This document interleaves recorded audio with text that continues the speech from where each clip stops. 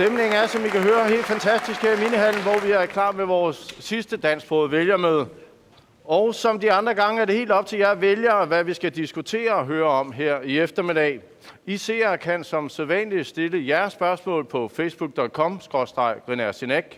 Så har vi været en tur på gaden i Nuuk og med vores kamera for at høre, hvad spørgsmål der var til politikerne der. Og sidst men ikke mindst, så bliver det publikum her i salen, der sætter dagsordenen med deres spørgsmål.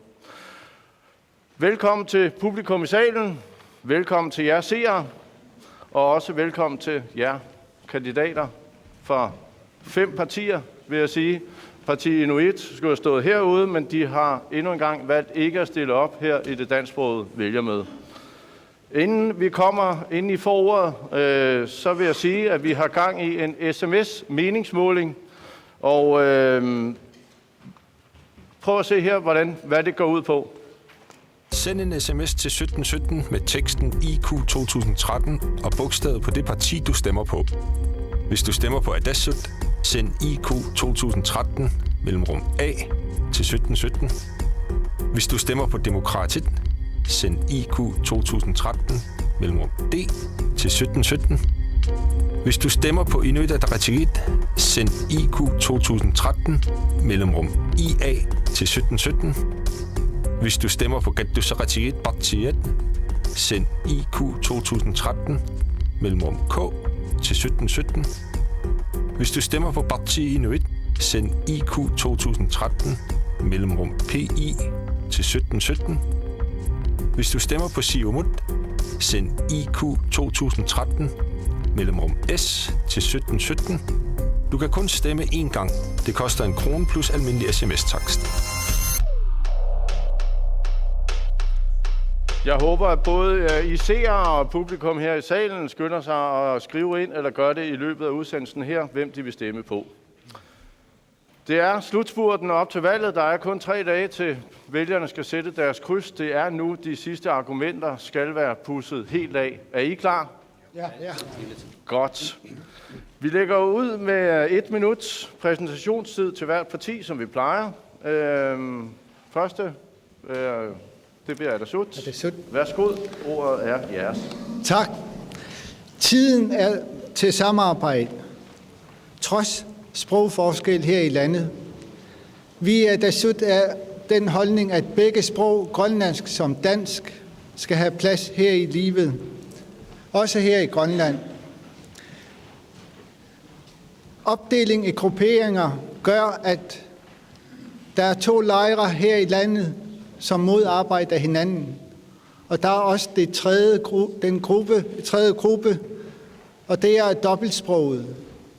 Det dobbeltsproget forsøger at danne sammenhold mellem de 2 grupperinger.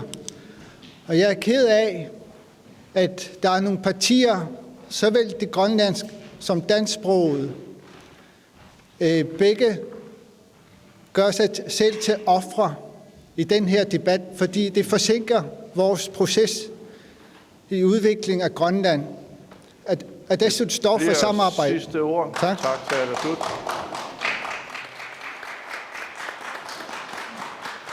Så er det Qatusaqatigiit og Anton Frederiksen. Værsgo. Alle tilstedeværende her i salen, lyttere og seere fra kysten, velkommen til fremlæggelse af Qatusaqatigiit Partiets valgprogram og politiske målsætninger. Vi går til valg på med mange forskellige vigtige emner. Vi går til valg på blandt andet at styrke folkeskolen, at styrke uddannelsen. Vi ved, at der går alt for mange børn fra folkeskolen uden at gå videre til uddannelser. Og det er meget, meget vigtigt for hele samfundet, at vi gør noget ved at styrke vores unge, også på uddannelsesområdet. Det er meget vigtigt for os alle sammen, at vi løser de her problemer sammen.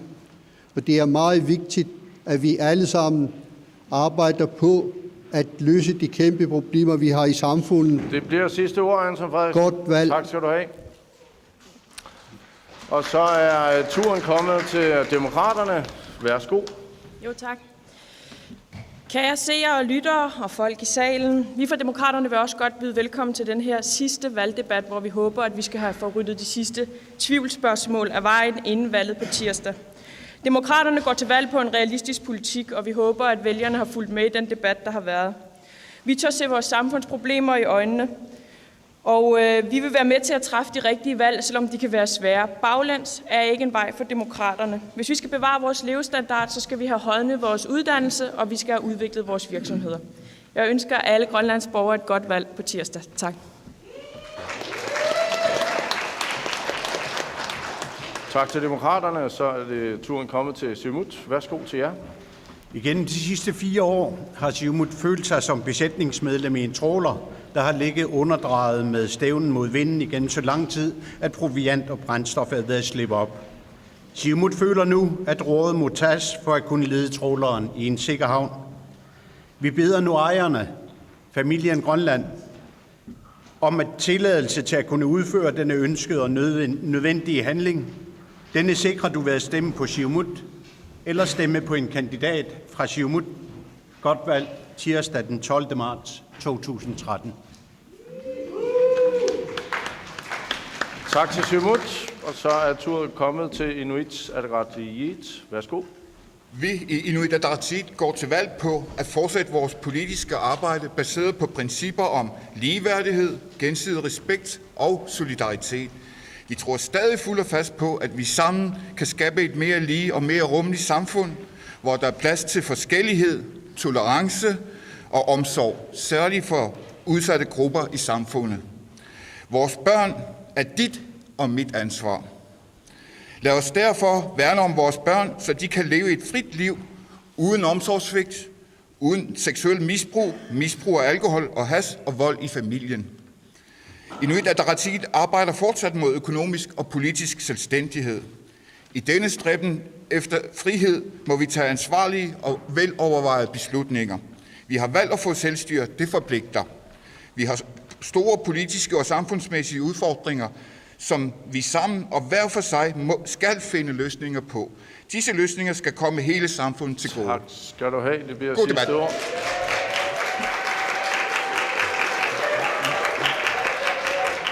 Tak til partierne. Det skulle have været et parti Inuits tur, men de har altså valgt ikke at stille op. Så vi springer videre til dagens første spørgsmål. Her i eftermiddag kommer fra Dorte Bistrup, som vi mødte, da vi var ude med kameraet i går. Se med her. Om politikerne vil arbejde på om at give videre uddannelse for lærerne til at kunne håndtere elever med særlige behov. Hvis I ikke helt fik det med her, kan jeg lige opsummere. Hun spurgte, om jeg vil gerne vide, hvad politikerne vil gøre i forhold til videreuddannelse af landets lærere, for at de bedre kan takle elever med sociale problemer. Man kan sige, at det ligger meget hos kommunerne, men lad os bare få partiernes bud på, hvordan vil de takle en opkvalificering af lærerne. Er det nødvendigt, parti Inuit Ataqatigiit? Ja, tak. Der er, som jeg forstod spørgsmålet, så gik den på elever med opkvalificering af lærere, så de bliver bedre til at takle elever med særlige behov, ja. Det er rigtigt, at vi i den grønlandske folkeskole har omkring 480 elever, der bliver undervist under vidtgående specialundervisning. Omkring 10% af lærerne er uddannet til at uddanne disse elever. Så vi skal altså have gjort noget ved det problem, og vi skal have styrket først læreruddannelsen. Vi skal have en speciale tilbage, der har noget med vidtgående specialundervisningselever at gøre, og så skal vi have udvidet kursusmulighederne under en reserviksregi. Det er helt klart. Siumut har et bud på. Altså, det er jo rigtigt, at vi har store problemer i folkeskolen, og en af tingene har vi diskuteret til flere vælgermøder, og i krydsilden er, at vi skal have flere unge mennesker, der får en god uddannelse igennem folkeskolen. En opkvalificering af lærerne er vel nødvendig? Ja. Jeg mener, at vi skal arbejde med opkvalificering på alle områder, hvor vi har problemer. Og fra Siumuts side har vi helt klar uddannelsespolitik, hvor vi gerne vil arbejde for at blandt andet opkvalificere arbejdskraften, for at gøre vort land selvforsynende med uddannet arbejdskraft. Og der er det naturligvis vigtigt, at de unge mennesker, der har problemer, også bliver taget hånd om. For skal vi arbejde for at sikre, at der kommer så stor ligeværdighed iblandt befolkningen, så skal vi ikke glemme de svage.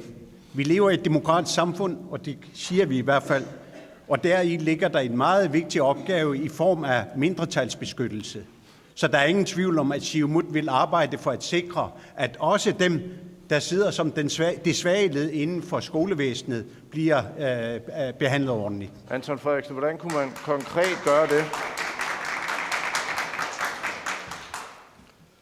Tak for spørgsmålet.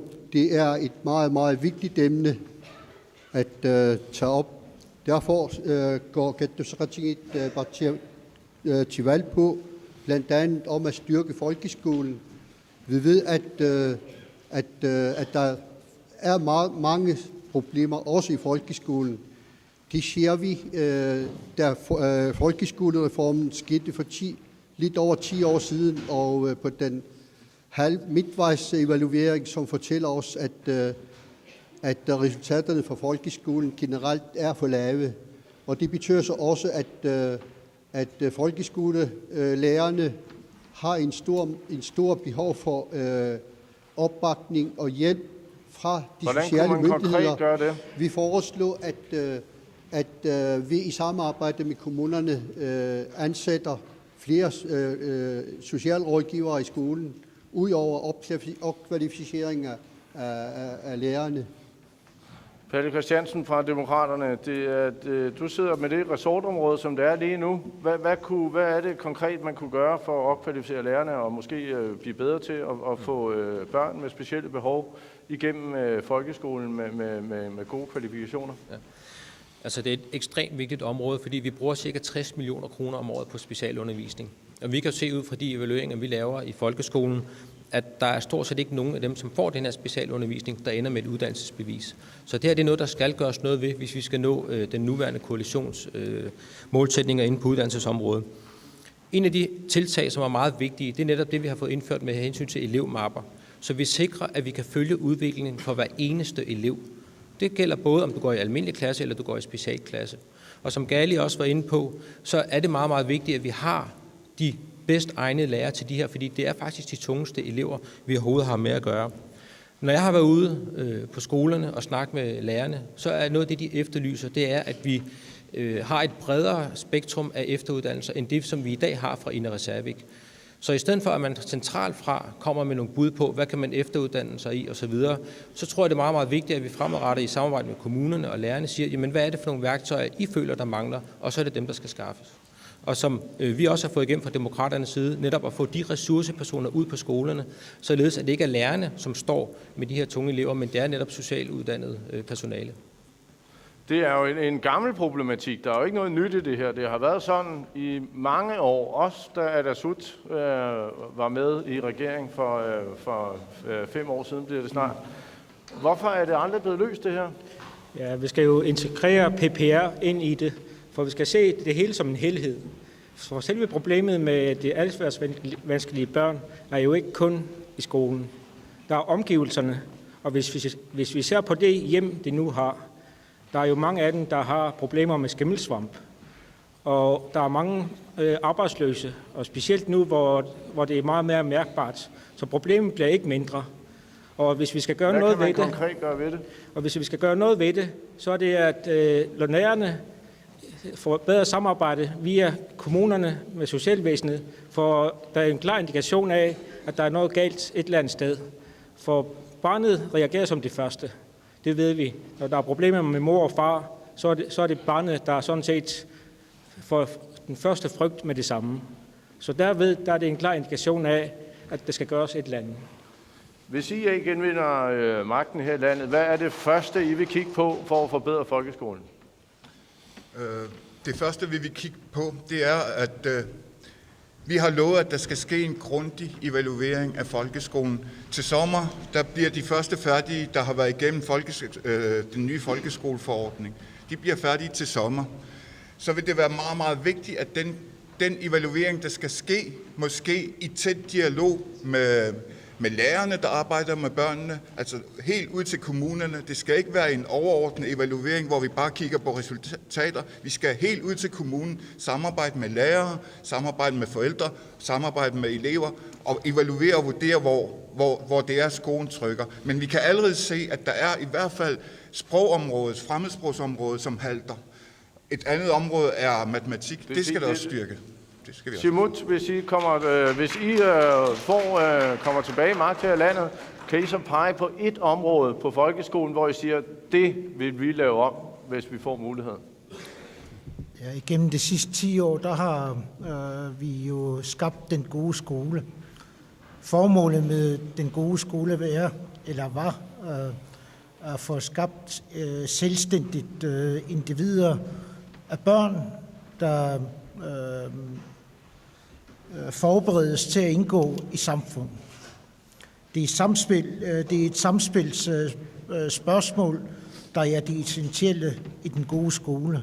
Formålet fungerer efter hensigten, fordi folkeskolen er jo der, hvor børnene får indprintet ikke kun omkring uddannelse, men også hvordan man gebærder sig i samfundet. Men jeg kunne godt tænke mig at det er jo ikke nogen hemmelighed, at den gode skole halter gevaldigt. Hvor er det helt præcis et konkret tiltag, hvor I kan sige, at det her, det skal vi i hvert fald have lavet om på? Men jeg synes, det er utrolig vigtigt, at vi fokuserer meget på trivsel for eleverne, således at de kan føle sig trygge ved at være på en skole, føle sig hjemme på en skole, og derigennem have lyst til at arbejde med. Selvfølgelig skal der også styrkes på samarbejde med forældrene, således at det ikke bare er skolen, der tager ansvaret for eleverne i dagligdagen, men at dette foregår i en ordentlig koordination og samarbejde med forældregruppen, således at den påvirkning, som skolen skal have for eleverne, kører over en hel dag, og ikke bare koncentreret omkring de her 6-7 timer om dagen. Hvordan kunne man konkret gøre det? Men det kan man jo gøre med en ordentlig planlægning. Nu har man jo involveret forældre i den demokratiske proces i skolerne, og gennem en tæt dialog og ordentlig forberedelse har vi jo set, at der er nogle skoler, der virkelig arbejder på et plan, som man kan være stolt af. Demokraterne kunne I pege på én ting, hvor I siger, at det her, det bliver vi simpelthen nødt til at se på eller lave om?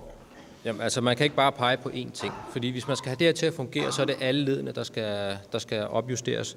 Vi mener fra demokraterne, at hvis vi skal have nogle elever ud fra folkeskolen, der kan klare sig ved uddannelsessystemet, så skal man kigge på, at de skal kunne grønlandsk, engelsk, dansk, matematik, naturfag, når det går ud.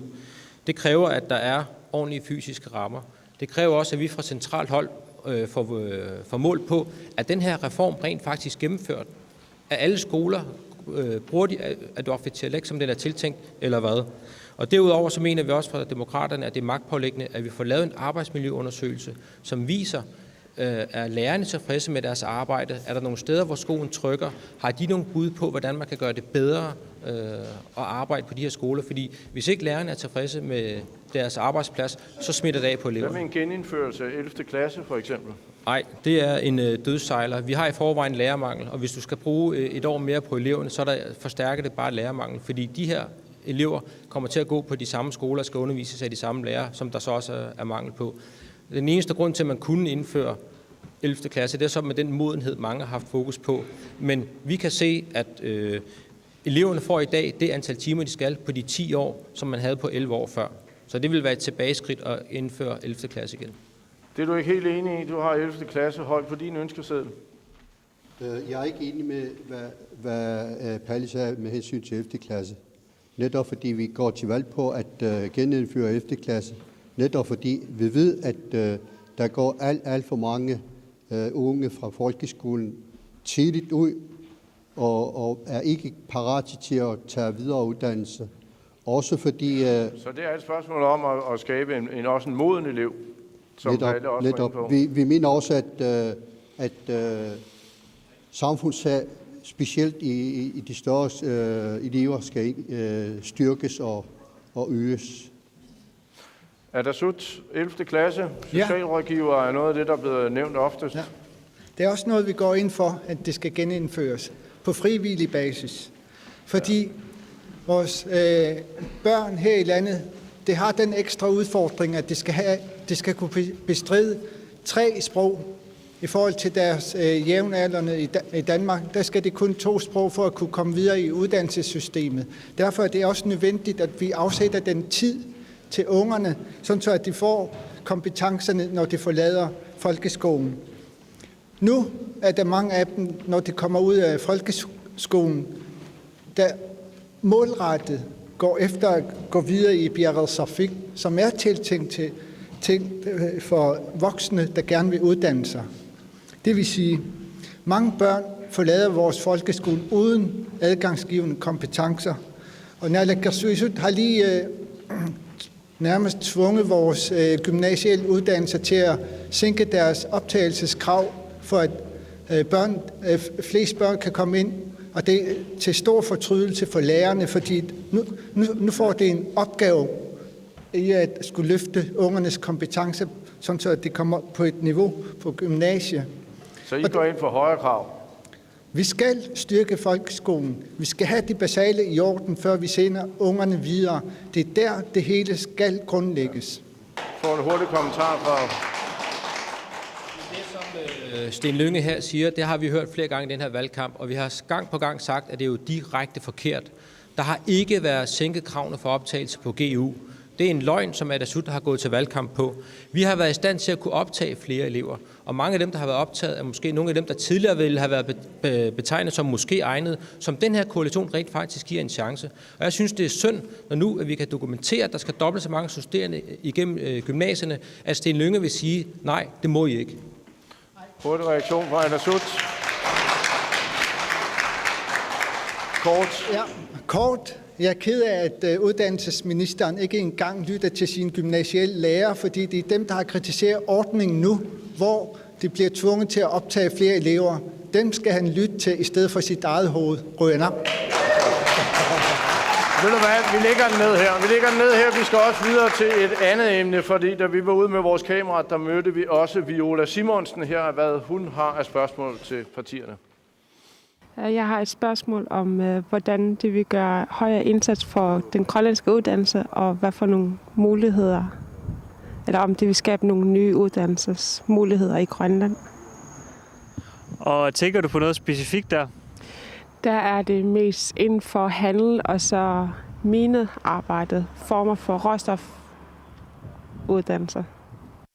Hun vil gerne vide, for lige at genfortælle, hvad politikerne har tænkt sig at skabe af nye uddannelser herhjemme. Her tænker hun især på inden for handel og råstoffer.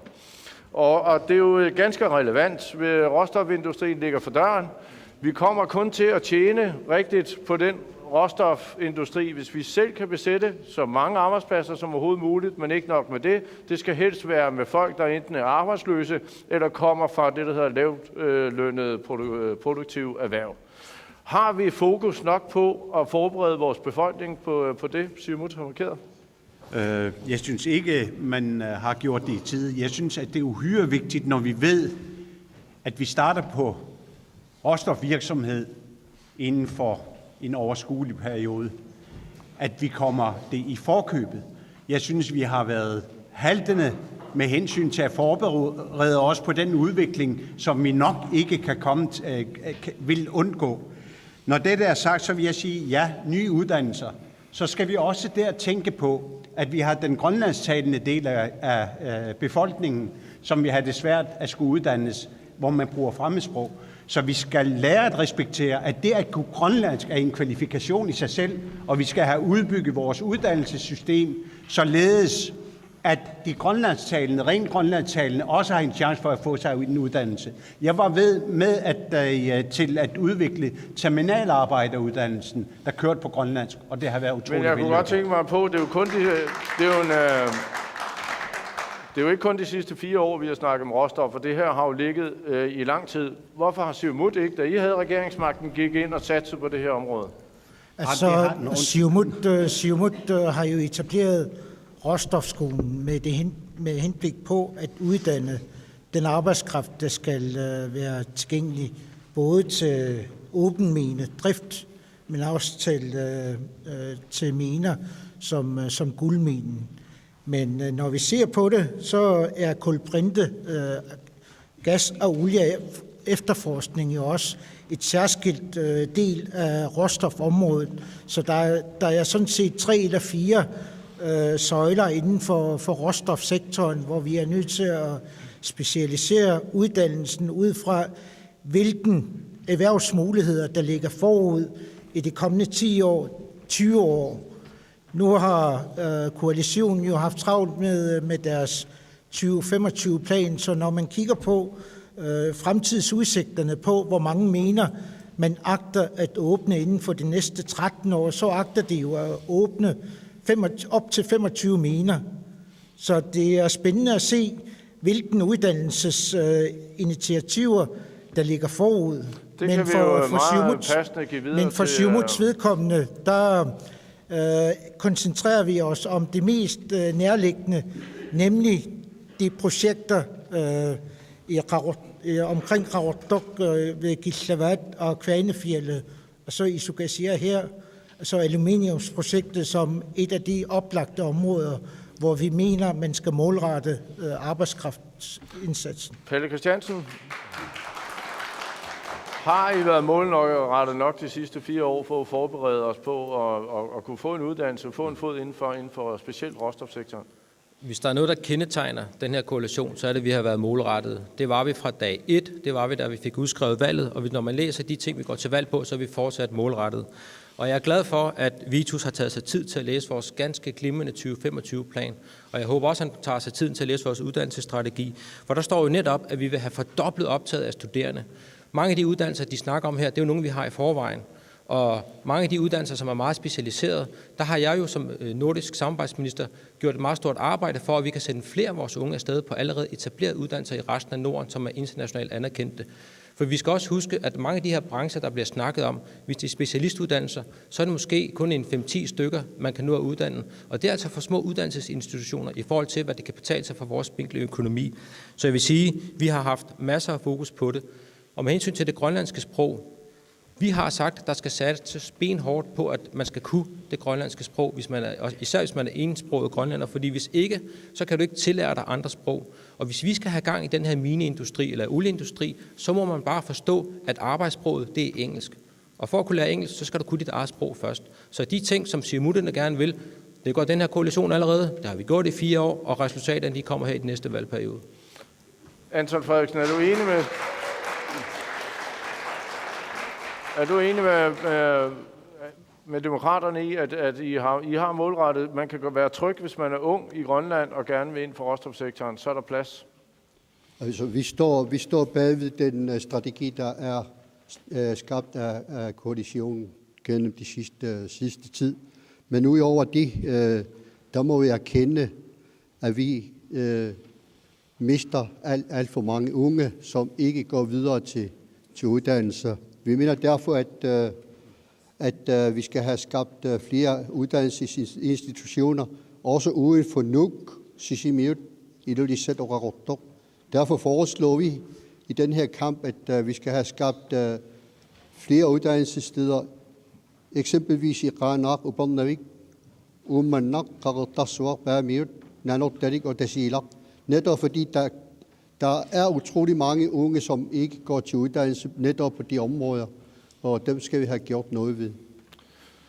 Kunne Atassut pege på et specifikt område og sige, her bliver vi nok nødt til at gøre et eller andet, som ikke er der lige nu? Nå, men jeg vil først takke Milona Simonsen for spørgsmålet, for det giver jo god debat. Men vi skal nok lige se på, i forhold til handel, der har vi udmærket skoler i forvejen. Og hvis vi skal lave endnu flere, så koster det endnu mere. Og vi har også en råstofskole, vi lige har startet op. Så spørgsmålet er, om det skoler i første omgang ikke er nok. Men så skal vi nok også tage det i mente med Naalakkersuisuts 2025-plan, som er kejserens nye klæder. For når vi bare ser på vores omgivelser med over 5.000 arbejdsløse, det er fint, men nu snakker vi om råstofskoler, så hold dig lige til det lige nu.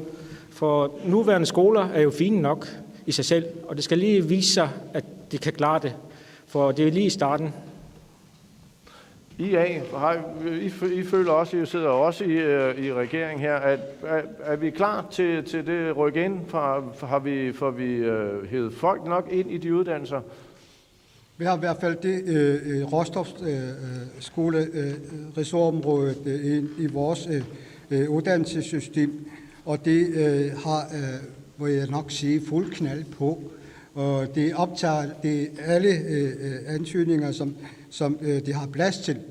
Og jeg skal lige sige, at det 3-4 år, der har kørt den med Rostov-skolen, har 2/3 af de kursisterne, der har gennemført den her proces, står ikke i arbejdsløshedskøen. De har allerede fået arbejde, og det er et tegn på, at den her skole, den fungerer godt, og den skal vi selvfølgelig have et stort bevågenhed fremadrettet, således at vi på sigt kan uddanne flere og flere minearbejdere. Og ikke alene det, så er vi også i gang med 125-planen, som siger, at sammen med Danmarks Tekniske Universitet, at prøve at uddanne arktiske ingeniører og andre relevante højere uddannelser, der specifikt er målrettet mod mineindustrien og inden mod olieindustrien, således at vi er også skal være forberedt på at kunne håndtere disse stillinger, når tingene går i gang. Fint. Vi stopper den der, og så går vi direkte til spørgsmål fra publikum. Jeg skal lige bede ud bagved om at få nogle spørgsmål ind fra Facebook. Dem kan jeg ikke se nu. Så vi springer direkte til publikum. Hvem har spørgsmål? Vi giver mikrofonen her. Hvad hedder du? Mit navn er Benny Kokholm. Vi skal lige have lyd på. Vi skal lige der. Sådan. Vist hul igennem. Mit navn er Benny Kokholm. Ja, hallo. Ja. Mit spørgsmål kommer på vegne af INORAT, kommende landsforening for forældre og pårørende til personer med udviklingshæmning. Her i Grønland har vi en stor gruppe børn og unge med udviklingshæmning, som ikke kan tage en eksamen fra nogle af de eksisterende uddannelsessteder. Der er fra centralt hold spillet ud med, at man vil oprette en skole, hvor disse personer kan få en kompetencegivende uddannelse. Hvad vil du som politiker, eller hvad vil du, hvis du bliver valgt ind som politiker, gøre for, at samfundet bliver optimeret til at modtage og tilbyde disse unge mennesker et job, når de har gennemført den særligt tilrettelagte ungdomsuddannelse? Vil du også gøre noget for det, hvis du ikke bliver valgt? Det spørgsmål kan vi give videre. Hvem byder ind? Palle Christiansen, Demokraterne. Ja, jeg vil godt sige tak til Benny Kokholm for spørgsmålet, og jeg håber, at den nye forening kommer godt fra start. Jeg har sidste år været til møde med den tilsvarende forening i Danmark, den der hedder Lev, og de fortalte mig om en skole, som vi så vil prøve at lave en tilsvarende i Bamjut. De har i Djursland en folkehøjskole, hvor at man kan have elever med forskellige udfordringer, hvor man går ind og laver specielt lavet, individuelt tilpassede uddannelser. I stedet for at kigge på, hvad er det, de her elever ikke kan, fordi det har de fået at vide hele deres liv i den almindelige skole, så skal vi begynde at kigge på, hvad er det rent faktisk, de kan, og få udviklet de kompetencer, således at de kan få papir på det, de kan, og så komme ud i virksomhederne. Og det er noget, der kan lade sig gøre, fordi den her skole, som ligger i Djursland, har haft op mod 4500 elever igennem, og de danske virksomheder står i kø for at få de her elever ud i virksomhederne. Så i stedet for, som man har gjort tidligere, at få dem her stemplet som førtidspensionister, så de kan sidde derhjemme, så vil vi rent faktisk give dem et uddannelsesbevis, så de går ud og bliver en aktiv del af det her samfund. Det har samfundet brug for, og det har de brug for. Simut. Vi har en skole for handicappede i Asien, men som Benny Kokholm påpeger, så er udviklingshæmmede jo handicappede, hvor man fysisk ikke kan adskille fra almindelige mennesker. De har en lige berettigelse i samfundet, og fra Siumut har vi fokus på, at der er forskellige handicapformer i samfundet, hvor vi er nødt til at tage særlig hensyn til, ikke alene omkring opvækst, men også omkring deres væresteder og undervisning. Omkring uddannelse og eventuelle beskæftigelsesmuligheder, der er vi nødt til at kigge på, hvad skolevæsenet sammen med socialvæsenet kan gøre for at tilrettelægge et så nænsomt tilværelse for blandt andet udviklingshæmmede. Jeg skal lige høre, dit spørgsmål gik meget på, hvilke erhvervsmuligheder der var, og om man måske kunne lave jobs, der var målrettet til dem. Mit spørgsmål gik meget konkret på, hvad vil du gøre for, at samfundet bliver optimeret til at modtage og tilbyde disse unge mennesker et job? Ikke noget om, hvordan I vil uddanne dem, fordi det er sat i gang. Men hvad vil I gøre for, at der er noget til, når de har fået den uddannelse, I vil sætte i gang for dem? Ja. I får lige en gang til, for det er rigtigt nok. De får en uddannelse. Vi skal måske gøre noget klar på arbejdsmarkedet for, at der er nogle støtteordninger, nogle skånejobs, et eller andet, hvor vi bedre kan få dem ud og blive en del af arbejdsmarkedet også. Det var det spørgsmål, der mere gik på. Kunne man forestille sig det? Der findes beskyttede værksteder, hvor de under trygge vilkår kan arbejde. Om der decideret kan tilbydes nogle jobs specifikt til udviklingshæmmede, det er jo et spørgsmål, som både kommuner og selvstyre er nødt til at løse. Så der skal samarbejde på tværs imellem selvstyre og kommuner til, om der udover de beskyttede værksteder skal etableres nogle særlige tilbud specifikt til de få mennesker. Palle Christiansen, nogle konkrete skånejobs, et eller andet, hvor man støtteordninger, hvor man ligesom hjælper virksomheder mod at tage imod de her mennesker? Ja, lige præcis. Og det er jo også det, som hele det forslag, som jeg er kommet med hensyn til den nye skole, netop skal munde ud i. På den ene side, der er nogle rammer, der skal på plads. De rammer, lovgivningsmæssige rammer, har man fået til at fungere i en kommune, som Slagelse Kommune for eksempel. Så vi kan jo se, hvordan det rent rammemæssigt skal være på plads. Det, der så bliver det vigtige, det er at komme i en dialog med virksomhederne, fordi de vil gerne optage de her ude i deres virksomheder. Og fra demokraternes side, ud over dialog med virksomhederne, så vil vi da også gerne være med til at give det løntilskud, som de normalt ville have fået førtidspension eller andet, således at det bliver attraktivt, endnu mere attraktivt for virksomhederne at give de her unge mennesker et job. For det sidste, de har behov for, det er at komme ind på de der beskyttede værksteder, som Siumut vil lave alle steder. Anton Frederiksen, kunne der være noget konkret? Hvordan kan vi blive bedre til at hjælpe de her mennesker med ud på arbejdsmarkedet? Tak for spørgsmålet, Benny. Det burde ikke være en hæmmende for handicappede og for en kompetencegivende uddannelse. Og det er derfor vigtigt, at vi må gøre mere dialog med blandt andet arbejdsgiverne GA og ikke mindst selvstyreejede virksomheder og kommunerne for at indgå en samarbejde netop om at optage også handicappede i arbejdspladserne. Her foreslår vi blandt andet også, som også kan hindre vores problemer med praktikanter. Hvis vi gennem finansloven optager en del, eksempelvis 2-3% af lønmidlerne til at afsætte midler til sådan nogle, så synes jeg, at vi kan opnå meget. Er der andre, der har bydet ind her? Er der slut? Tak for spørgsmålet, Benny. Helt konkret har vi i Atassut her til efterårssamlingen fremlagt et forslag i Inatsisartut, hvad vi kan gøre. Vi har nemlig sagt, at vi skal pålægge selvstyret og selvstyreejede virksomheder til at kunne tage den del af gruppen, netop fordi vi kunne se, at de har det svært ud i samfundet. Så af den vej har vi taget et konkret forslag. Inuit Ataqatigiit. Ja, det er meget vigtigt for Inuit Ataqatigiit, at vi også når vi måler os som et velfærdssamfund og et ansvarligt, socialt retfærdigt samfund, også at kunne varetage vores handicappede medborgere.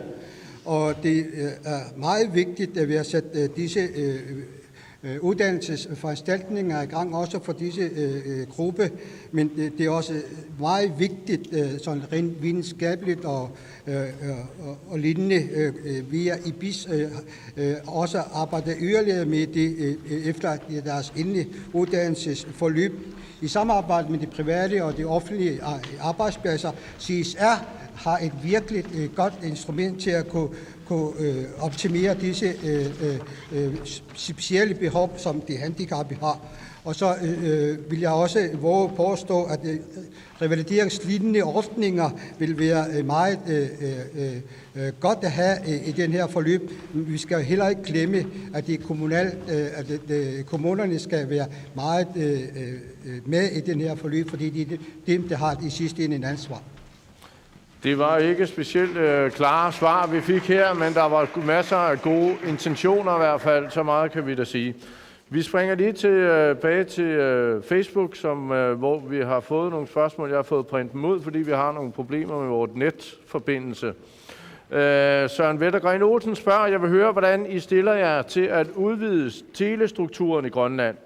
Med det mener jeg at lægge et søkabel op langs hele kysten, så alle kan få glæde af internettet, blandt andet skoler og andre institutioner.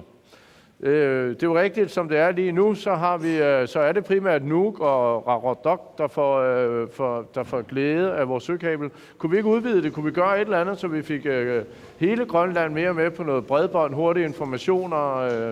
Siumut?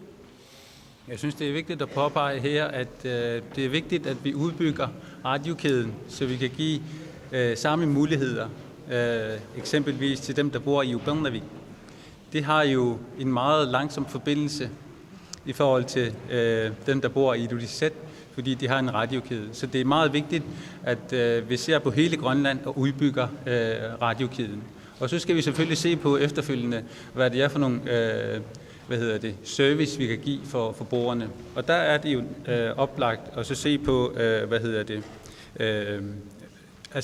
krav, man kan give, når man arbejder med servicekontrakter.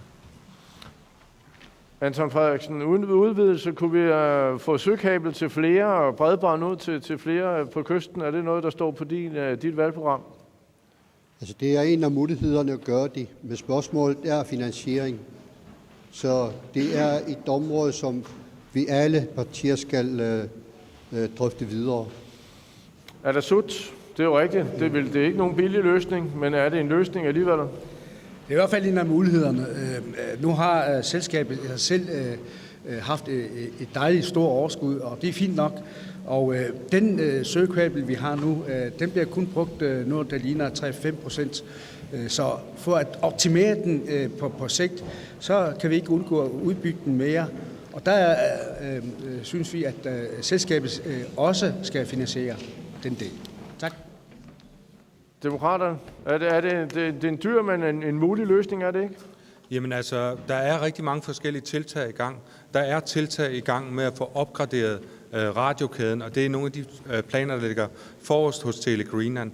Og det, der er vigtigt for os, det er netop, at vi kommer til at udnytte søkablet i den størst mulige omfang. Derudover, så må man så også sige, at fremadrettet, der kunne man altså også godt forestille sig, hvis ellers det viser sig at være rentabelt, at man kan få tilsluttet eksempelvis Sisimiut på et søkabel.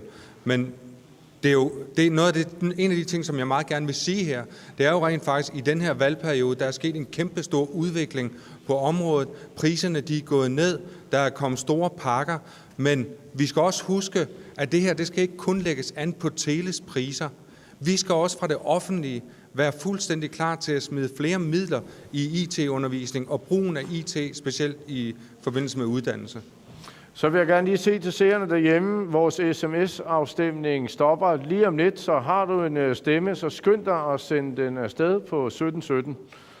Videre til IA, Inuit. Er det Ataqatigiit? Det er et rigtig, rigtig godt spørgsmål, og det er faktisk noget, som vi gerne vil have arbejdet med i det her forår, hvor vi så fik en valgkamp i stedet for.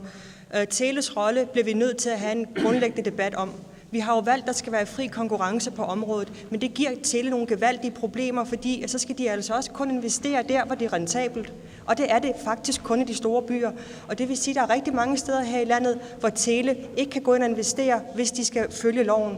Så vi bliver nødt til at se på, jamen, hænger det sammen? Hvordan kan vi både sikre fri konkurrence de steder, hvor det kan lade sig gøre, men også sikre, at folk uden for de store byer også får adgang til flatrate og alle de andre dejlige ting, vi kan nyde godt af her i Nuuk. Siumut har markeret. Jeg synes godt, jeg kunne savne fra IA, at man her taler om de svage. Men hvad? De svage. Altså, hvordan giver man bedre adgang? Hvad med yderdistrikterne? Hvordan kan de få bedre adgang? Hvis det er op til Siumut, hvordan kunne man så det? Jamen, det er jo det, jeg siger, at vi vil gerne behandle alle ens i Siumut, så derfor vil det være nærliggende at udbygge radiokæden, så alle her i Grønland får samme muligheder. Den får I selvfølgelig lov til at svare på. Jeg kunne godt tænke mig, at man så hørte efter måske fra min sidemand her, fordi at, for det første vil jeg gerne sige, at folk i yderdistrikter er ikke svage. Jeg bryder mig ikke om, at vi taler om borgere som svage. Vi kan tale om, at der er områder her i landet, hvor der er brug for nogle forskellige tiltag for at løfte det. Og det var lige præcis det, vi gerne vil på det her område. Demokraterne. Altså det, der skal til, det er jo svært at forestille sig, at man lægger søkabler alle vegne, så alle får præcis lige adgang. Men den opgradering, vi taler om, den er i fuld gang. Det var også det, jeg sagde før. Det, som jeg mener her, det er rent faktisk, at man også skal ind og kigge på, hvordan strukturen i det hele taget er. Skal vi gå ind for eksempel og fortsætte med både at have fastnet, og hvor vi skal have telemontører ud, eller kan man i et moderne land måske mere bruge trådløst hele vejen rundt? Jeg tror faktisk, at man kan lave en hel masse besparelser, rationaliseringer ved at ændre i hele systemet, og det kan komme alle til gode, også ude i bygder og yderdistrikter. Atassut har markeret. Ja, vi mener, at infrastrukturelle investeringer, det er noget, samfundet skulle klare. Og det er fint, hvis Tele kan være med til det. For øvrigt med radiokæden synes vi også, at fiskere og fangere, som er ude i de store hav og i fjordene, de skal kunne høre den radio, som når man er uden for FM-området, så kan man ikke høre det. Og det synes vi, det er en dårlig service. Det skal vi selvfølgelig få rettet på. Fint.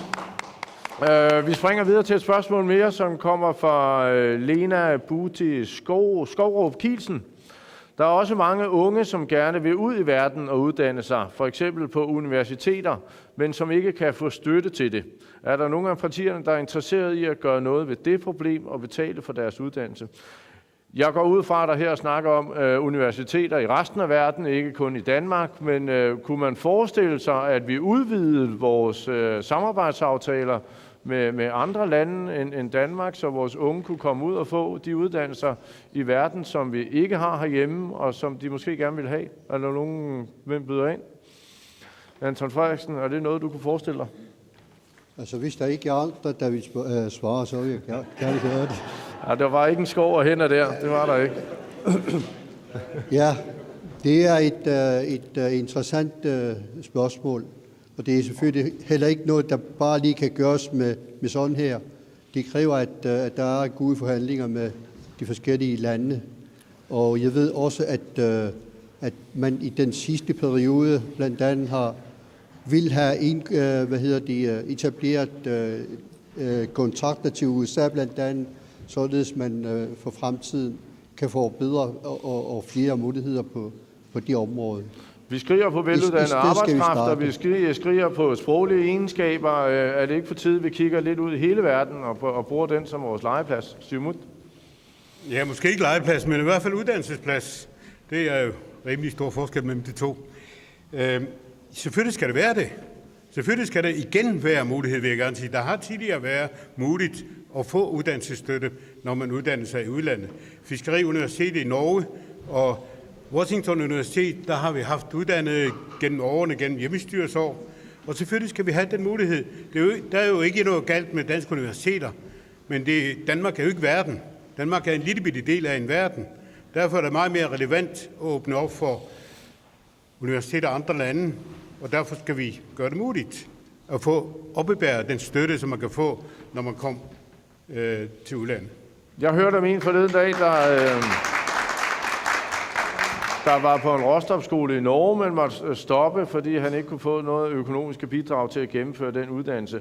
De her nye projekter fordrer vel også, at vi prøver at søge arbejde med lande, der har erfaringer og skoler inden for lige præcis, for eksempel råstofsektoren. Har vi sovet lidt i timen her, Inuit Ataqatigiit? Nej, det mener jeg bestemt ikke, vi har. Vi har oprettet 7 nye uddannelsessteder her i landet, men det betyder ikke, at vi stopper her. Vi skal ud. De unge skal ud i verden og uddanne sig, og der har vi sagt, at vi vil gerne arbejde for mere fleksible rammer for uddannelsesstøttemuligheder, så det vil vi rigtig gerne arbejde for. Demokraterne, skal vi ikke sørge for, at der bliver lavet nogle samarbejdsaftaler med de lande, der for eksempel har skoler og erfaring med råstofsektoren? Det er klart, at Grønland er i centrum lige nu, og der er meget stor interesse fra en masse lande. Når vi går ind og tager en snak med dem, så er det klart, at vi skal gå ind og fokusere på, at vi kan få adgang til de uddannelser, de har i de lande. Det er ikke et spørgsmål om, at de kan få støtte til deres levevilkår i de lande, de skal uddanne sig i. Det er et spørgsmål om at få betalt uddannelserne på skolerne. Og der bliver man nødt til at gå ind og prøve at arbejde for, at man kan få lavet nogle samarbejdsaftaler, som gør, at vores elever har adgang til de her skoler. Er der slut? Lige for at vende tilbage til spørgsmål med hensyn til unge mennesker, der gerne vil uddanne sig i andre lande i forhold til universiteter. Selvfølgelig skal folk eller unge mennesker have lov til selv at vælge, hvor de gerne vil tage deres uddannelse. Og det er jo kun godt, at man gerne vil være international. Og det er det selvfølgelig snævert, hvis vores samfund kun skal tænke på, at det er kun i Danmark, man skal kunne tage en videreuddannelse uden for landet. Så selvfølgelig vil jeg desuden arbejde for, at der er muligheder for unge mennesker for at tage uddannelse i andre steder. Jeg hørte også igen en masse gode intentioner, måske ikke så meget helt konkret, men det kan også være svært. Vi har et spørgsmål mere fra Barsalai Bukek. Grønland har endnu ikke sine egne penge og valuta. Har partierne en handlingsplan for det? Det er også en gammel klassiker, det har vi diskuteret mange gange før. Men er vi tættere i dag på at få måske vores egen valuta, vores egen penge? Inuit Ataqatigiit? Nej, det er vi nok ikke. Vi bliver nødt til at sige, at for det første så er vi jo også bundet op, altså valutaen er også et rigsanliggende. Det er ikke fordi for os er kronen hellig. Viser det sig på et tidspunkt, der sker rigtig mange ting lige nu på de globale markeder, og sker det lige pludselig, at der sker et krak i euroen, som jo er bundet meget op på kronen, jamen så må man jo diskutere det. Så det er ikke fordi noget er helligt. Men lige nu og her er vi ikke ved at gå over til en anden valuta, eller få vores egen. Jeg mener, det var Siumut, der i sin tid var så langt med, at vi havde en tegnekonkurrence, havde udvalgt ting og sager, men det er jo rigtigt, det er jo et stort, dyrt system, og det var vist derfor, vi gik væk fra det igen. Det er simpelthen for besværligt, for dyrt at skulle lave sin helt egen valuta. Er det der, den ligger? Jeg ved det ikke. Altså, i hvert fald lå der tegninger, det var klar til trykning i Nationalbanken, de grønlandske dollars. Det jeg godt vil sige omkring det her, det er jo ikke spørgsmål om at have egne kroner og øre. Det er ikke spørgsmål om at have danske penge eller egne penge. Det er spørgsmål om at have globale penge. Jeg tror, at vi skal tænke os lidt videre fra det der danske snævre verden. Og så sige, skal vi operere med euro fremover? Hvordan vil det virke på vores udenrigshandel? Hvordan vil det virke på vores udenrigspolitiske relationer? Vi skal tænke lidt større. For min skyld gerne. Selvom Danmark måske ikke er parat til at være med i euro-samarbejde, at Grønland begynder at overveje at gøre det, fordi vi kan jo ikke blive selvstændige, når vi hele tiden kopierer Danmark, vel?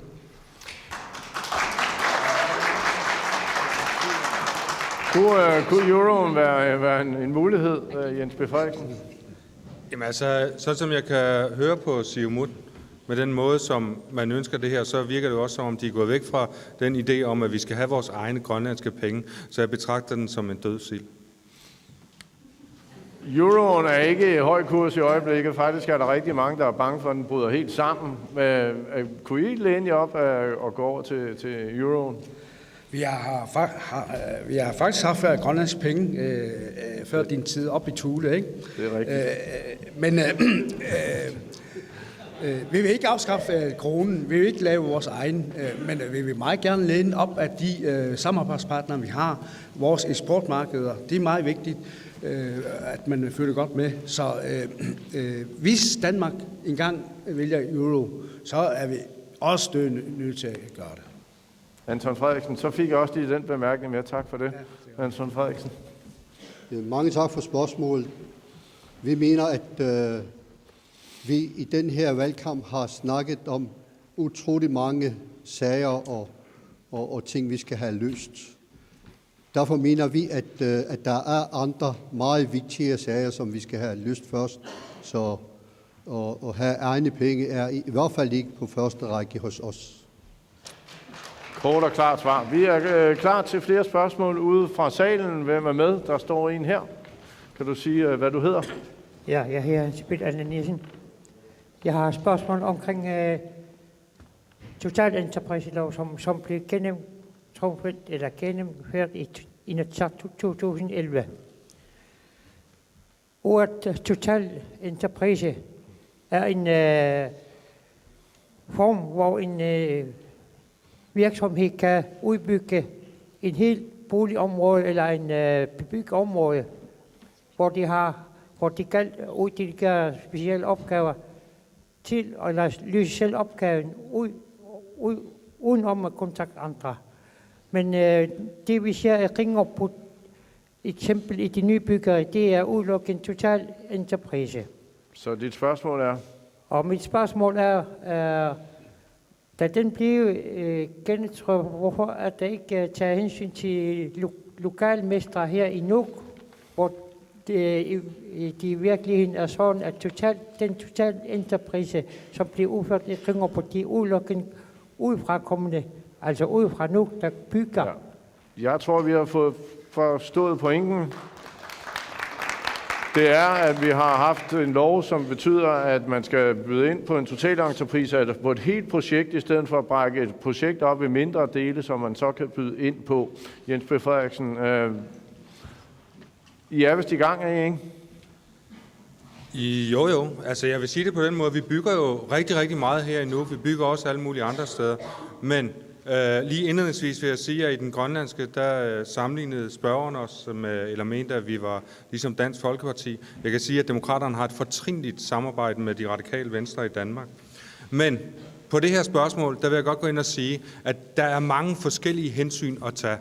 Vi har hørt rigtig meget i debatten, at boligerne de er for dyre. At folk de ønsker at have huslejer, som ligger meget, meget lave. Og hvis vi går ind og byder tingene ud i forskellige, deler det op og splitter det op og byder ud i fagentreprise, så skal der en langt større styring til. Det kommer til at koste mere. Det, at man kan gå ind og købe billigt, når man køber ind stort, får også en effekt på det. Så derfor er det faktisk hovedentreprise og ikke totalentreprise, som er anvendt i mange af tilfældene. Men meget ofte så bydes de ud både i hovedentreprise og i fagentreprise for netop at få den bedste pris ud af det. Men derudover så vil jeg også sige, at når en sag vindes i hovedentreprise, så er det også meget, meget ofte, og i langt de fleste tilfælde, at det lokale firma, som vinder, at de rent faktisk også går ud og hyrer andre mindre virksomheder til at varetage dele af den opgave, som de har. Så for at samle op, du mener, at vi er gode nok til at få opgaverne ned i en størrelse, hvor lokale selskaber kan være med i at vinde retten til at bygge de mindre ting? Jeg vil sige, at det kommer meget an på, hvad det er, vi taler om det skal være i den ene eller den anden entrepriseform. Vi kan godt gå ind og lægge det hele ud i fagentreprise, men så betyder det bare, at alle dem, der betaler husleje derude, de kommer til at betale nogle højere huslejer end ellers. Og det er simpelthen et faktum, fordi vi kan se det på de licitationsresultater, der er, at meget ofte så går fagentreprisen hen og bliver noget dyrere. Men der findes også tilfælde, hvor fagentreprisen har været mindre, og det har også været anvendt i den her valgperiode. Simon har markeret. Altså, det er en myte, at totalentreprise er billigere i forhold til fagentreprise. Det kommer helt an på, hvordan byggeriet er konstrueret. Og til det vil jeg sige, jeg synes, det er langt mere interessant at se på eksempelvis læring og bæredygtighed. Der kommer vi jo ind på spørgsmål, som har at gøre med samfundsøkonomi. Hvis vi kan få flere lærepladser, jamen det er jo læring, og det er jo godt for samfundet. Og det er sådan nogle ting, vi skal måle efter. Det er også på den her måde, vi kan sænke arbejdsløsheden, eller bekæmpe arbejdsløsheden på. Så det hele skal ikke, synes jeg ikke, eller det synes vi ikke i Siumut, skal måles i forhold til økonomi. Økonomi, det har selvfølgelig en vigtig pointe, men det skal være et helt billede, vi kigger på. Så for at samle op her, så har vi nogle andre måder. Så gør det ikke så meget, at det bliver dyrere, hvis bare, at vi har været bedre til at få grønlandske lærepladser og brugt målrettet grønlandske selskaber. Er det det, du siger? Det er jo ikke bæredygtigt, når vi tager arbejdskraft udelukkende udefra.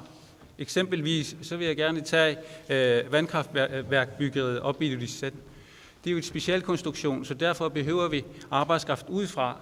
Men entreprisen, den indeholder flere små entrepriser, som de lokale kan løse. I og med, at de lokale ikke kan byde ind, jamen så har vi jo arbejdsløshed, så mangler vi lærepladser. På den her måde får vi jo ikke opbygge læring eller bæredygtighed i samfundet. Det er derfor, at det skal være et balancegang. Nick Nielsen ikke en pointe her? Er vi gode nok til at stille krav om lærepladser, og er vi gode nok til at få vores lokale virksomheder i spil, når vi laver de her store projekter? Inuit Ataqatigiit og Juliane Henningsen. Ja, altså jeg mener også, at Nick Nielsen har en pointe, når han siger, at selvfølgelig skal det samfundsøkonomiske være i centrum, og derfor har vi også ændret tilbudsloven her i indeværende valgperiode, og det har man ikke kunnet førhen. Jeg mener, vi er lidt ude i, at hvis det var Siumut, der havde magten, så var der ikke arbejdsløshed. Jeg mener, at vi skal til at høre, hvilke konkrete ting vil det gøre for at nedbringe arbejdsløsheden. Vi mener ikke, at vi skal vægte en entrepriseform. Vi kan ikke udelukke os på en bestemt entrepriseform, fordi der er så mange typer af forskellige projekter, som vi skal gå ind og kigge på, fordi vi skal forvalte samfundets penge på den mest ansvarlige måde, og det mener jeg, vi gør nu. Okay. Er der slut? Ja, der er mange ting at tage hensyn til. Så langt kan jeg være enig med boligministeren i. Først og fremmest skal vi lave licitationsperioden om, sådan at du ikke laver licitation om sommeren, så byggeriet starter midt om vinteren, hvor det er dyrest. Nej, vi skal lave licitation netop om vinteren, så byggeriet kan starte om foråret, når det bliver billigt med cementering og alt det der. Der er med hensyn til, at man må tage fagentreprise. Det har selvfølgelig mange samfundsmæssige hensyn tiltag. I stedet for at tage fagentrepriser, hvor lokale håndværkere de ikke har mulighed for at byde op med garanti og den slags, specielt til store byggerier. Derfor foreslår vi, at man kunne lave et garantifond, som de mindre også kan få nytte af, sådan at de kunne tage konkurrencen op med de store. Så du simpelthen mener, at vi skal gå ind og lave en fond, der kan holde hånden under vores lokale virksomheder, så de kan med vores penge et eller andet sted i ryggen byde ind på større entrepriser? Ja, hvad er valget? Valget er, at de islændingene og dem fra andre lande, der laver og tager vores penge, eller byggepenge ud af landet. Vi vil have dem her i landet selvfølgelig. Og det kræver jo også, at vi skal kræve, at de skal have lærlinge og den slags. Hvor skal pengene komme fra? Jo, det er med i byggeriet. Det er med i byggetakten. Okay. Jesper Frederiksen har kort markeret. Men det er jo netop ikke vores penge, det er lejernes penge. Det er lejerne, der skal ind og betale større husleje, hvis vi skal gøre vores byggerier dyrere. Så det skal vi ikke, når vi taler om boliger. Netop Ilulissat vandkraftværk var jo netop årsagen til, at vi gik ind og ændrede tilbudsloven, fordi tidligere der kunne man kun vælge den billigst mulige løsning. Og det var vi enormt kede af, da der var licitation på vandkraftværket, fordi at vi netop godt ville have noget mere samfundsmæssigt ind i det. Derfor har vi ændret licitationsloven, sådan så at der er kommet en søjle, som man kan vælge, der hedder samfundsøkonomisk økonomisk fordelagtig. Og den er faktisk ret vigtig, fordi der kan man tage hensyn til lærlinge, man kan tage hensyn til, hvilke underentreprenører der anvendes, man kan tage hensyn til, hvor stor en skattebetaling der kommer til Grønland. Man kan stort set fylde på af alle mulige forskellige ting, bare parametrene de er i orden, sådan så der er lige vilkår for alle. Og det er faktisk noget, den her koalition har stået for. Anton Frederiksen, du har markeret. Altså en af vores største interesser i den her sag blandt andet er at sikre lokale arbejdsgivere bedre muligheder for at tage opgaverne, i hvert fald de offentlige anlægsopgaver. Derfor foreslår vi i den her valgkamp, at vi bør etablere fond, som kan sikre og dække den garanti, der er i forbindelse med anlægsarbejdet. Netop fordi mange af i hvert fald mindre virksomheder er et kæmpe problem, at når de ikke har økonomiske midler nok til at påtage sig en opgave, så mangler de jo penge og stille krav. Men er der ikke en tendens til, at hver gang nogen har det svært, så forlanger vi, at regeringen skal komme ind og redde alle mennesker? Det gælder jo næsten snart alle samfundsområder. Skal det ikke, hvis vi skal være en stærkere og mere selvbærende nation, så må vi også tro på stærke private selskaber, der kan finde ud af at klare sig på konkurrencelignende vilkår. Er det ikke vejen frem? Altså realiteterne er, når en kæmpe virksomhed, der kommer udefra og tager helt opgaverne, jamen, så er der jo ingen grund til der er ingen arbejde til hjemmehørende. Derfor skal vi have gjort noget ved det, i stedet for at bare sige til. Fint. Siumut har markeret. Jamen, det jeg godt vil sige, det er, selvfølgelig skal der være en balance mellem prisen på byggeriet og den samfundsøkonomiske gevinst. Man kan ikke bare stirre sig blind på den ene side af dette forhold, fordi vi producerer jo flere arbejdsløse ved at være kun fokuserende på totalentreprise, og det kan ikke være nogen gevinst for samfundet. Og den anden ting, som jeg godt vil nævne, det er finansieringsformen.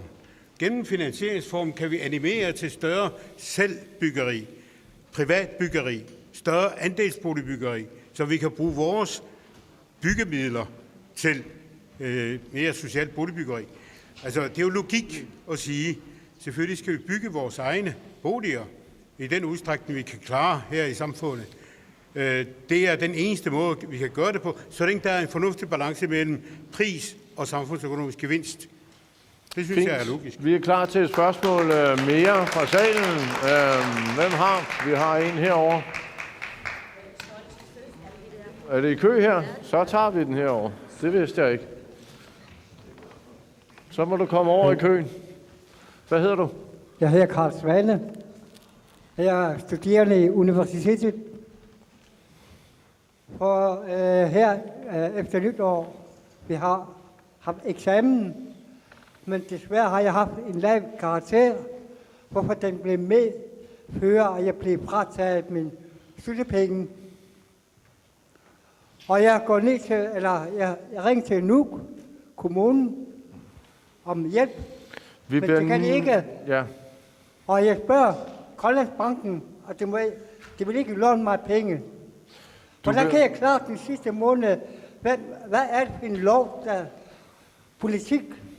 Du bliver nødt til at have et generelt spørgsmål. Vi kan ikke tage stilling til enkeltsager her. Et generelt spørgsmål til panelet. Et generelt spørgsmål. Studiepenge. Hvordan det klarer det at ordne? Hvis en elev, der dumpede og så frataget, men alligevel god det er fint. Undervisning. Vi prøver at høre, hvad de har at sige. Jeg går ud fra, at spørgsmålet går lidt på, hvis man ikke består sine eksamener, er den tid, hvor man fortsat kan få SU, mens man prøver igen, er den for kort?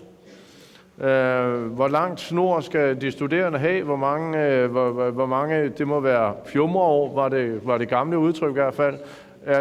Har vi et retfærdigt SU-system med fjumreår nok, eller hvor der er plads til måske lige at kunne finde sig selv? Anton Frederiksen? Der mener jeg her, at den pågældende burde have mulighed for at gå om igen og fortsætte uddannelsen, således han måske opnår bedre resultat næste gang. Er der nogen andre, der har en kommentar? Siumut? Jeg har faktisk været i samme situation. Under min uddannelse, så fik jeg børn, og det medførte jo, at så skulle jeg også arbejde med det ved siden af studiet. Og jeg fik jo i sidste ende problemer med at få uddannelsesstøtte. Og jeg synes, der er kommet for strenge krav i dag i forhold til uddannelsesstøtte. Man har indført det her klippeordning, og jeg synes, det vil være på sin plads at begynde at se på, hvordan man kan revidere det, således flere kan komme i uddannelse. Hvor lang tid skulle man have af mulighed for at få SU ud over den uddannelsestid, det nu tager? Jeg kan ikke lige huske, hvordan det er, men sådan som jeg husker det, så bliver der givet ekstra år, og hvis man har fået børn, så er der noget, der bliver givet ekstra til. Og det her, vi skal være opmærksom på, det er måske også særligt i forhold til uddannelsessøgende i Danmark. De er jo kommet ind under de danske vilkår, og i Danmark, altså der skal du være ekstra hurtig, og vi har jo her en udfordring i og med, at vi læser i et fremmed land. Så derfor synes jeg, at der skal være særlige hensyn til os, når vi læser uden for Grønland. Det var også IA. Nu holder vi lige fokus til indenlands. Det var det spørgsmål, jeg gik på. Har man plads nok i det grønlandske uddannelsessystem? Det er vel også okay at sige og have en grænse at sige, du bliver nødt til at kunne klare det herindefra. Vi kan ikke blive ved med at holde det i gang. Jeg er enig i, at der selvfølgelig skal være en grænse for, hvor mange år man kan tage sin uddannelse. Men jeg tror også, at dette spørgsmål drejer sig om, at loven om offentlig hjælp skal forbedres, fordi i dag har vi en lov, der ikke sikrer den enkelte borger en hjælp. Loven siger, at man skal skynde sig frem til den hjælp, borgeren skal have, og vi mener fra IA, at det skal være klart lovgivningsmæssigt, hvad det er, man har ret til som borger. Vi skal væk fra, at den enkelte kommune behandler borgerne forskelligt. Vi skal have et system, der har et sikkerhedsnet, hvor den enkelte borger ved, hvad han har ret til. Er der andre, der har en kommentar? Demokraterne markeret. Lige i forhold til den enkelte sag, så vil jeg foreslå, at han kontakter uddannelsesstøtteforvaltningen og får en snak med dem, og eventuelt snakker med en studievejleder, så han kan finde ud af, hvordan han kan komme videre. Men generelt så er det nødvendigt, at der er et øvre loft for, hvor længe man kan blive ved med at give uddannelsesstøtte, fordi ellers kan man bare blive ved og blive ved. Og derfor er det endnu vigtigt, at man går ind og har en rigtig god studievejledning, der går ind og målretter den enkelte til den uddannelse, som man så er egnet til. Så der er ikke noget konkret lovning på, at vi skulle ind og kigge på en længere periode. Det ser meget godt ud, som det er nu. Som det er nu, så er det rimelige vilkår, der er for de studerende. Der er mange gode klip. Er der slut? Ja. En ting, vi også skal huske på, det er, når man har været til eksamen og ikke har bestået, og er nødt til at skal have en ny eksamen igen. Vi skal også tænke på, hvornår er det muligheden for at tage en ny eksamen er. Så det er jo klart, at hvis der går et helt år, til man har den mulighed igen, så kan jeg ikke se, at man skal fortsætte med studiestøtten. Altså, så lang tid kan det ikke gå. Så er der en anden måde, man må skaffe sig til penge for. Det er, hvis ikke man kan skaffe noget arbejde, jamen, så er der noget, der hedder socialydelse. Så altså, den ordning, der er inden for studierne, og den måde, studiestøtterne kører på, kan vi ikke se noget forkert i. Vi lader den blive der og ser, om der er flere spørgsmål. Det er der. Kommer her. Jeg hedder Biver Poppel, og mit spørgsmål det tager udgangspunkt i erhvervspolitik. Sådan som der har været diskuteret erhvervspolitik under valgkampen, har der været et meget stort fokus på mineraludvinding og på storskala-projekter.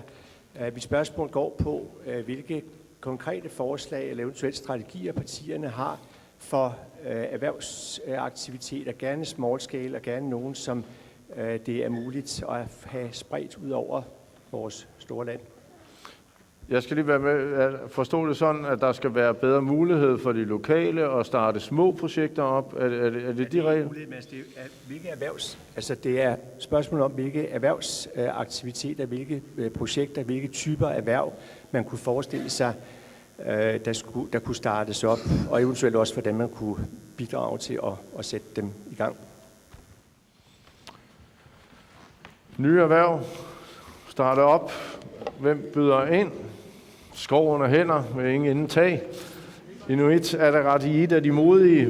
Værsgo. Ja, det er sin sag at løse vores erhvervspolitiske udfordringer på et minut, men vi skal gøre et forsøg.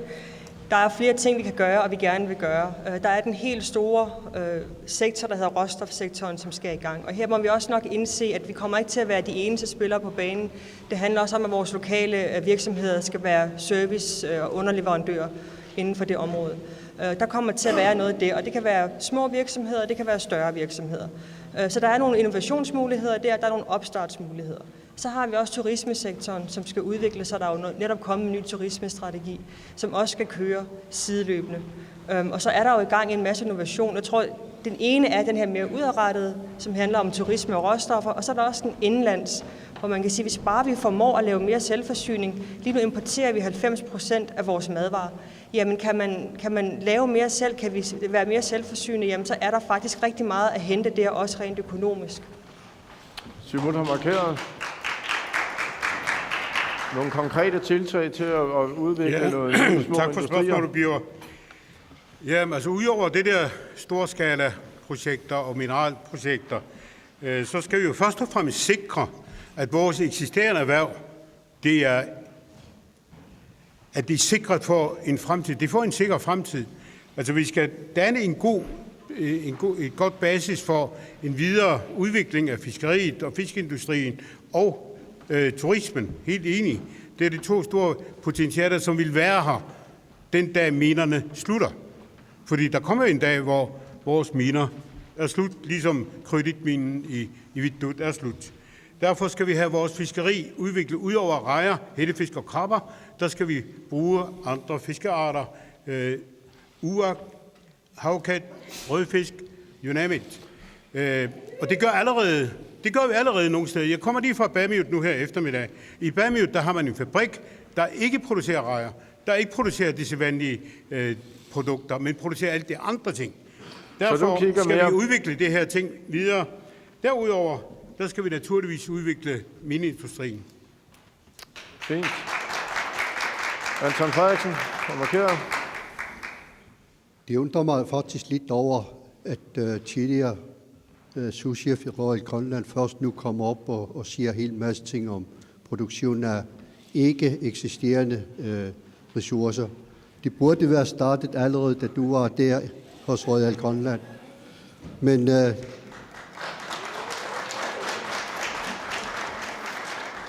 lad det nu være ved det. Udover de muligheder, vi har for fremtiden, der siger vi i Katusaratingpartiet, at vores allerede eksisterende ressourcer, vi har i forbindelse med vandkraftværker, der producerer vi utrolig meget energi, som vi ikke udnytter fuldt ud nu.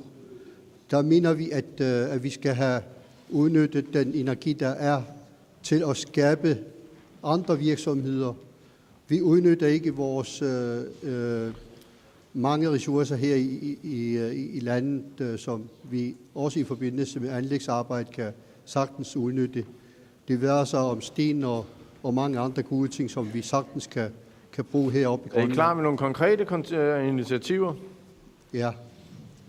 Altså, når vi siger, at den energi, vi ikke bruger, der kan vi opbygge flere virksomheder, sådan nogle som drivhuse, som kan dyrke flere grøntsager, som vi kan forsyne os med, og vi kan lave stenhuggearbejdet, som sagtens kan bruges til eksport og til at bruge vores egne. Tak skal du have, Anton Frederiksen. Er det Sut har markeret? Ja, det er klart, at med hensyn til minen, det er en af de store, der vil fylde meget også i det fremtidige erhverv. Og gennem EPA, der skal vi selvfølgelig kræve, at alt de mine forgængere også har snakket om, det vil vi selvfølgelig med på. Men for at spare tid, så vil jeg ikke riste dem op her, men vi skal videreudvikle vores forhold og erhverv i Sydgrønland, netop for at selvforsyningsgraden i Grønland skal blive meget større. Det fisk, vi har, det skal vi udnytte meget mere bedre. Det kan ikke nytte noget, at vi får tørfisk for eksempel fra Island. Vi har selv masser af dem. ovenkøb til 500 kroner i detailpris. Det holder jo ikke nogen steder. Vi må og give de virksomheder, de små virksomheder, som vi har, der tænker, at de veje en chance for, at de skulle producere de ting, sådan at vores ældre og børnehaver og institutioner, de får råd til at købe dem, i stedet for at vi lægger afgifter på dem med 1.500 kroner for fiskerne. Jeg glemte helt at lade Lars Emil Johansen lige reagere på den lille bemærkning, Anton Frederiksen kom med. Værsgo. Ja, det var sådan en lidt retrospektiv kommentar, der kom. Sådan, der går cirka 15 år tilbage. Men okay, du har ret. Jeg burde have gjort det, men bedre sent end aldrig. Du er sådan set ikke kommet i gang endnu. Du har haft mange år til mulighed for det. Ja, dog, kom i gang nu. Så lad vi blive der. Jeg vil gerne sige, at ret skal være ret. Nu kan AS blive etableret, mens jeg var i Royal Greenland. Nu kan AS, hvad bliver det til? Arctic Green Food, hvad bliver det til med Arctic Green Food i din regeringstid, Anton?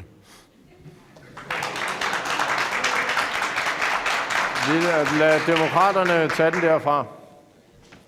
Jeg vender lige tilbage til det her med erhvervsområdet. Ja, tak. Jeg vil rigtig gerne sige noget om Arctic Green Food, men det gør jeg ikke. Det var faktisk Siumut, der satte den aftale i ekstant.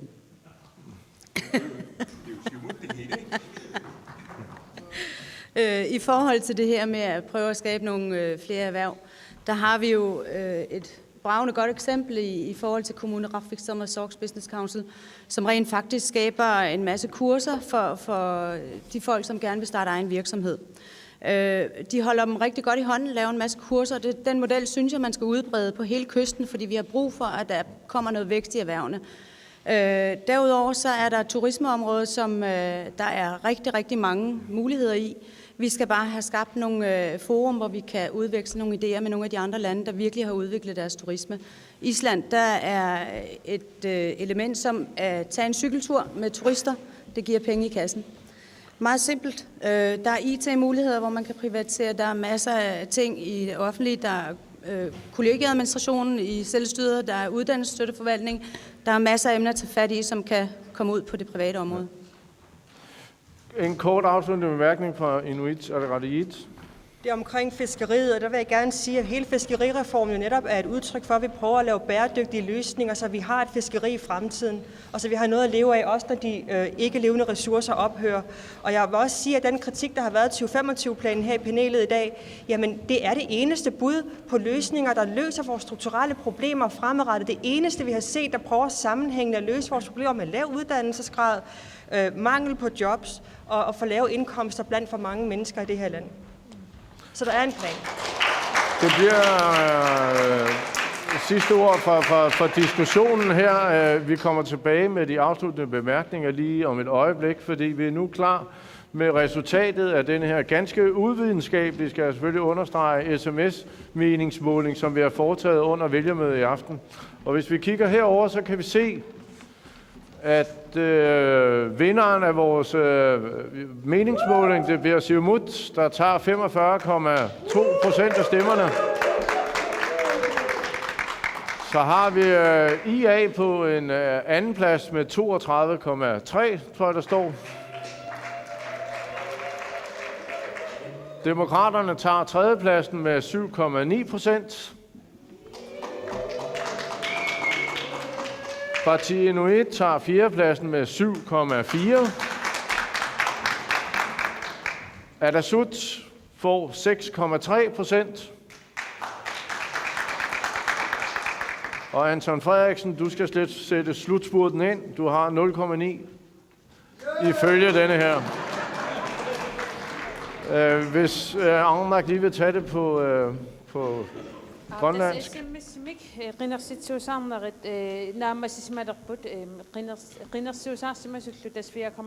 til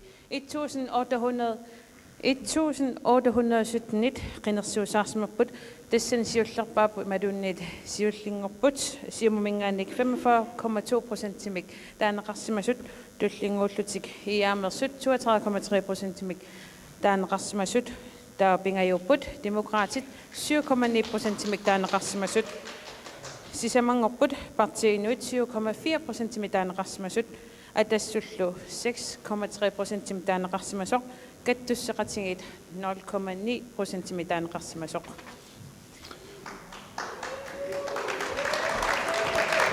Så tager vi ordet tilbage på dansk, og jeg kan lige sige, at der har været 1817 folk, der har været med i og deltaget i vores lille meningsmåling. Tusind tak for det. Vi er klar med de afsluttende bemærkninger, og det bliver Inuit Ataqatigiit, der lægger ud.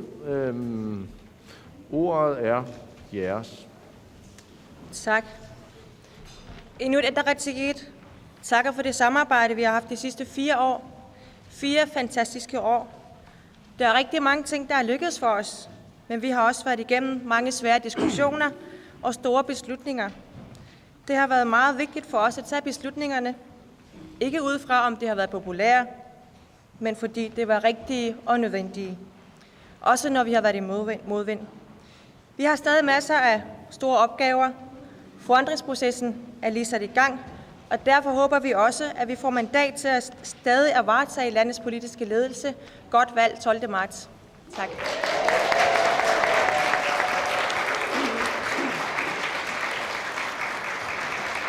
Tak til Inuit Ataqatigiit. Så er det Siumuts tur. Værsgo, ordet er jeres. Kære vælgere, nu gælder det.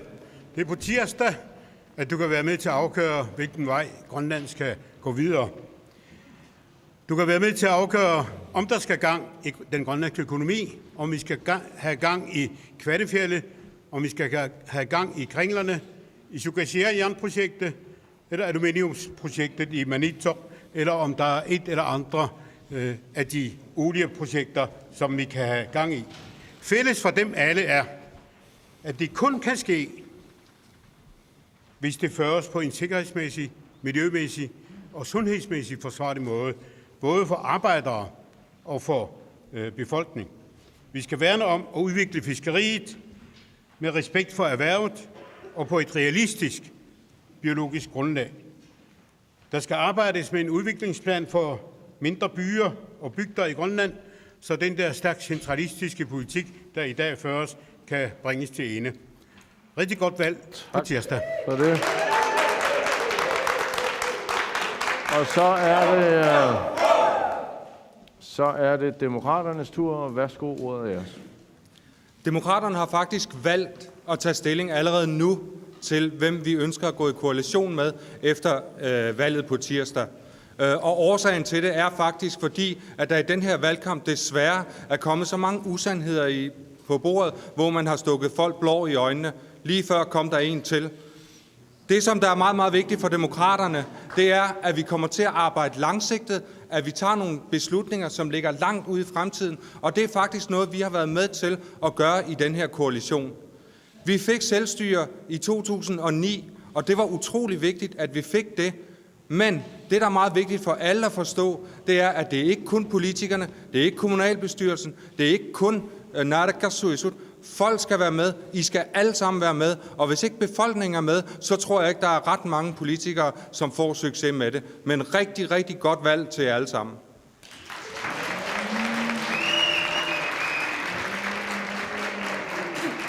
Tak til Demokraterne, og så er det Anton Frederiksen og Qadussaratiit partiets tur. Værsgo. Jeg vil på Qadussaratiits vegne takke alle partierne for en god valgkamp, og ikke mindst mange tusind tak for alle de folk, vi har mødt på kysten, og alle de folk, som har støttet os og har kontaktet os rundt omkring forskellige steder, og det giver os en god mod til at arbejde videre, og det er ikke første gang, at meningsmålingerne stemmer os ud før valg. Det er faktisk sket altid siden vi startede i 95. Med skærene har vi altid klaret fint ud, og det regner vi bestemt med også, vi har mod og kræfter til at gå det igennem. Mange tak for denne gang, og godt valg til alle. Rønner. Tak til Qadussaratiit partiet, og så er det Atassut's tur. Værsgo. Tak. Kære vælgere, specielt førstegangsvælgere. Vi er 24 fra Dasut, der stiller op, fordi vi vil gøre en forskel. Vi har mennesket som centrum. Vælgerne skal spørge sig selv, hvad har man opnået de sidste 4 år? Arbejdsløsheden er blevet større. Virksomhederne er lukket. Der er sket centralisering. Og fiskerne har vi for i hvert fald ikke det bedre. Vi vil arbejde i den kommende landsting at få det bedre. Plus vi vil forbedre de ældres og børnenes vilkår. Vi skal nemlig huske på, for nogle år tilbage, der siger de alle sammen, hvor det sultne børn, dem gør noget ved. Men nu er forældrene arbejdsløse, dem vil vi arbejde for i Adasut. Tak.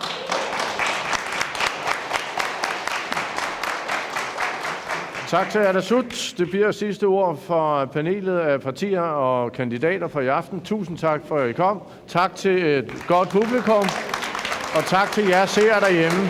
Vi er tilbage med partilederrunde allerede i morgen, men tak for nu, og vi ses.